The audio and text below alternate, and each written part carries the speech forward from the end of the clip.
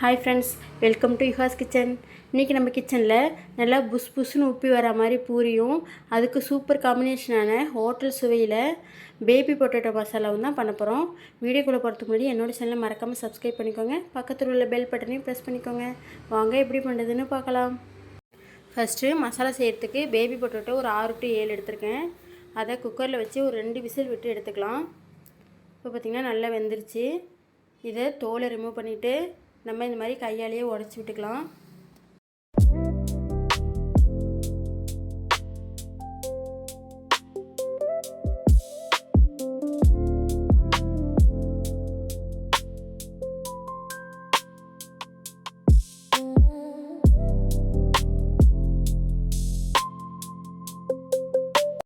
பூரி செய்கிறதுக்கு தேவையான அளவு கோதுமை மாவு எடுத்துக்கலாம். இது கூட தேவையான அளவு உப்பு சேர்த்துட்டு நல்லா கையாலேயே கலந்து விட்டுக்கலாம். கலந்து விட்டு கொஞ்சம் கொஞ்சமாக தண்ணி சேர்த்து பிசைஞ்சிக்கலாம். சப்பாத்தி மாவு பிசைவோம் பார்த்திங்களா, அந்த அளவுக்கு பிசையாமல் கொஞ்சம் டைட்டாக பிசைஞ்சிக்கலாம். அப்போ தான் நமக்கு பூரி எண்ணெய் இழுக்காமல் வரும். அதே சமயத்தில் நல்லா சாஃப்டாகவும் வரும்.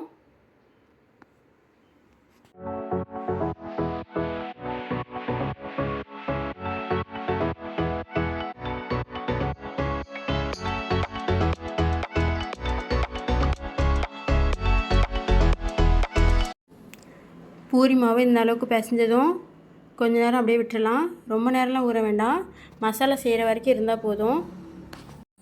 இப்போது மசாலா செய்கிறதுக்கு ஸ்டவ் ஆன் பண்ணிட்டு கடாய் போட்டுக்கலாம். கடாய் நல்லா சூடானதும் தேவையான அளவு எண்ணெய் விட்டுக்கலாம். எண்ணெய் நல்லா காஞ்சதும் ஒரு இலை, ஒரு பட்டை, 2 லவங்கம், கொஞ்சமாக அன்னாசி பூ, ஒரு ஏலக்காய் சேர்த்துக்கலாம். சேர்த்துட்டு நல்லா பொரிஞ்சதும் 3 நார்மல் சைஸ் பெரிய வெங்காயம் இந்த மாதிரி நீல வாக்கில் கட் பண்ணி சேர்த்துக்கலாம். கூடவே 5 பச்சை மிளகாவை நைஸாக கட் பண்ணி சேர்த்துக்கலாம். நம்ம காரத்துக்கு பச்சை மிளகா மட்டும்தான் சேர்த்துக்கிறோம். அதனால் இந்த மாதிரி குட்டி குட்டியாக கட் பண்ணி சேர்த்துக்கலாம். அப்போ தான் நமக்கு காரம் தெரியும். நல்லா சேர்த்துட்டு வதக்கிக்கலாம். வெங்காயம் சீக்கிரமாக வதங்கிறதுக்காக ஒரு 1/2 டீஸ்பூன் அளவுக்கு மஞ்சள்தூள், கொஞ்சமாக கல்லுப்பு சேர்த்துக்கலாம். சேர்த்துட்டு வதக்கிக்கலாம். வெங்காயம் ரொம்ப வதங்க வேண்டாம், கண்ணாடி பதத்துக்கு வதங்கினா போதும்.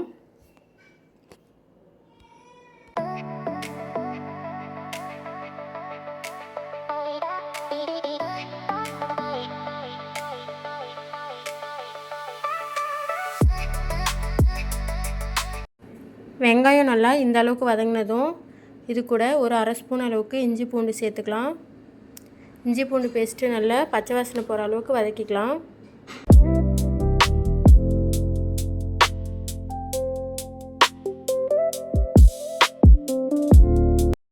இஞ்சி பூண்டு பேஸ்ட்டு நல்லா வதங்கினதும் இது கூட 2 நார்மல் சைஸ் தக்காளி கட் பண்ணி சேர்த்துக்கலாம்.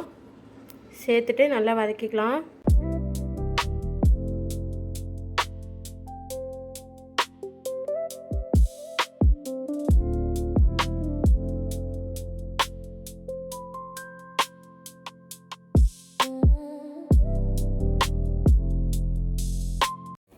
தக்காளி வதங்கட்டும்.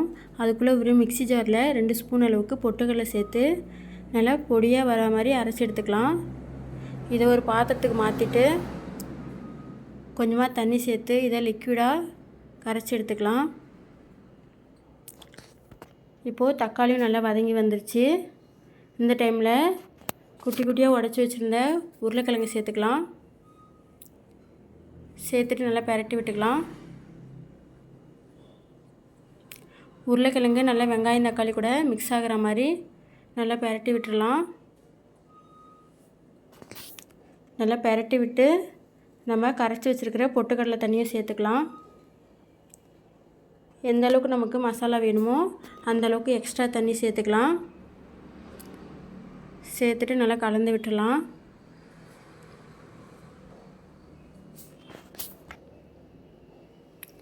நல்லா கலந்து விட்டு பார்த்திங்கன்னா கொஞ்சம் திக்காகவே இருக்குது. இன்னும் கொதிக்கும் போது ரொம்பவே திக்காகிடும். அதனால் இப்போவே எக்ஸ்ட்ரா தண்ணி இன்னும் சேர்த்துக்கலாம். அப்போ தான் கொதித்து வரும்போது நமக்கு கரெக்டான திக்னஸில் இருக்கும். இது கூட தேவையான அளவு உப்பு சேர்த்துக்கலாம். சேர்த்துட்டு நல்லா கலந்து விட்டு மூடி போட்டு கொதிக்க விட்டுடலாம். ரொம்ப நேரம்லாம் கொதிக்க வேண்டாம், ஒரு 2 நிமிஷத்துக்கு கொதி வந்தால் போதும். இப்போது நல்லா கொதிச்சு ரெடி ஆயிடுச்சு. உருளைக்கிழங்கும் நல்லா மிக்ஸ் ஆகிடுச்சு மசாலா கூட. இப்போது இதுக்கு ஒரு தாளிப்பு கொடுத்துக்கலாம். அதுக்கு ஒரு கடாய் போட்டு கொஞ்சமாக எண்ணெய் விட்டுக்கலாம். இது கூட 1/2 ஸ்பூன் அளவுக்கு கடுகு உளுத்தம் பருப்பு சேர்த்துக்கலாம். கூடவே ஒரு 1/2 ஸ்பூன் அளவுக்கு கடலைப்பருப்பு சேர்த்துடலாம். ரெண்டும் நல்லா பொரிஞ்சதும் கடலைப்பருப்பு நல்லா செவந்து வந்துடுச்சு. இது கூட 2 இனுக்கு கருவேப்பிலை சேர்த்து தாளிச்சிட்டு மசாலா கூட சேர்த்துடலாம். சேர்த்துட்டு இது கூட கொஞ்சமாக கொத்தமல்லி தழை தூவிட்டு கலந்து விட்டுடலாம்.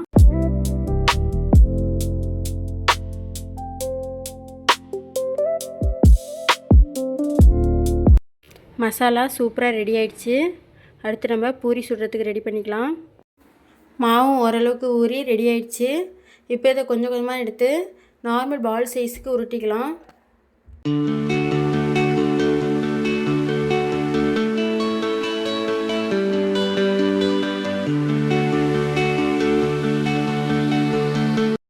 இந்த மாதிரி எல்லாத்தையும் உருட்டி எடுத்துக்கலாம். அதுக்கு முன்னாடி ஸ்டவ் ஆன் பண்ணிவிட்டு ஒரு கடாயில் பூரி சுடுறதுக்கு தேவையான எண்ணெய் விட்டுக்கலாம்.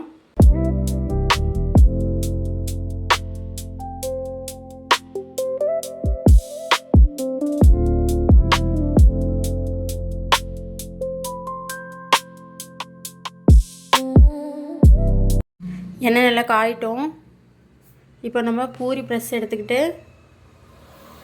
அதில் 2 சைடும் எண்ணெய் தடவிக்கலாம். இந்த மாதிரி அப்போ தான் நமக்கு வந்து ஒட்டாமல் வரும் எடுக்கும்போது.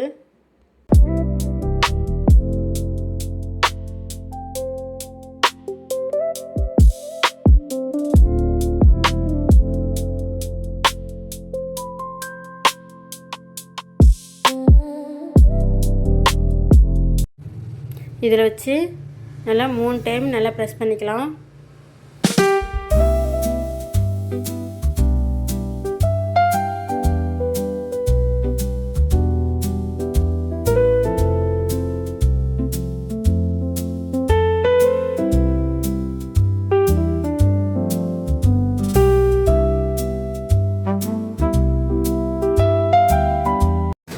இந்த அளவுக்கு ப்ரெஸ் பண்ணி எடுத்துக்கலாம்.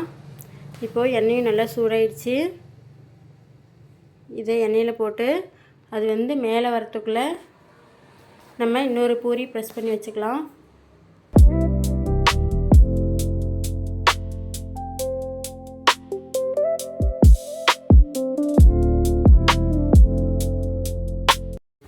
இப்போ பார்த்திங்கன்னா பூரியும் வெந்து மேலே வந்திருக்கு. இதை 2 சைடும் பரட்டி போட்டு வேக வச்சுக்கலாம். இப்போது எண்ணெயில் வர பபிள்ஸ்லாம் அடங்கிடுச்சு. இப்போ பூரி நல்லா வெந்து ரெடி ஆயிடுச்சுன்னு அர்த்தம். இப்போது பூரியை நல்லா எண்ணெயை வடிச்சிட்டு வெளியில் எடுத்துடலாம். பூரியும் ரெடி, ஹோட்டல் சுவையில் மசாலாவும் ரெடி. உங்களுக்கு இந்த வீடியோ பிடிச்சுன்னா லைக் பண்ணுங்கள், உங்கள் ஃப்ரெண்ட்ஸ் அண்ட் ஃபேமிலிக்கு ஷேர் பண்ணுங்கள். அடுத்தடுத்து இந்த மாதிரி யூஸ்ஃபுல்லான வீடியோ பார்க்க விரும்புனீங்கன்னா என்னோடய சேனலை மறக்காமல் சப்ஸ்கிரைப் பண்ணிக்கோங்க. அப்போ தான் நாங்கள் போடுற வீடியோ உங்களுக்கு உடனே வந்து சேரும். மீண்டும் அடுத்த வீடியோவுடன் சந்திக்கலாம். டாடா, பாய், see you.